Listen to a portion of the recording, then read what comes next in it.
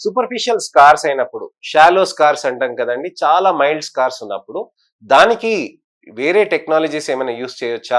Fractional CO2 కానీ, erbium glass కానీ, micro needling radio frequency కానీ టెక్నాలజీస్ ఏమన్నా యూజ్ చేయొచ్చా అనంటే, non ablative radio frequency technology అనేది యూజ్ చేయొచ్చండి. ఈ non ablative radio frequency technologies use చేయటం తోటి చర్మంలో మనకి మంచి ఇంప్రూవ్‌మెంట్ అనేది వస్తూ ఉంటుంది. చర్మంలో ఇంత మంచి ఇంప్రూవ్‌మెంట్ మనకి రావాలి అనంటే ఏ విధంగా చేయాలి అని చాలా మంది ఆలోచిస్తూ ఉంటారు. దానికోసమనే నేను చెప్తున్నాను.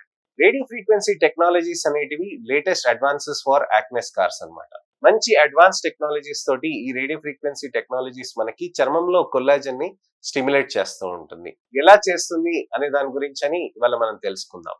రేడియో ఫ్రీక్వెన్సీ టెక్నాలజీస్ ఏం చేస్తాయనంటే కొన్ని ఎలక్ట్రోడ్స్ లాంటివి ఉంటాయండి. చిన్న చిన్నవి సూక్ష్మంగా ఉంటాయండి. అవి మనకి ఇక్కడ హీట్ ఎనర్జీని ట్రాన్స్ఫర్ చేస్తుందన్నమాట. రేడియో ఫ్రీక్వెన్సీ ఎనర్జీనే అంటేనే అంతే అండి. రేడియో ఫ్రీక్వెన్సీ ఎనర్జీ లోపల ఇచ్చినప్పుడు అది హీట్ జనరేషన్ అనేది మారుతుందన్నమాట.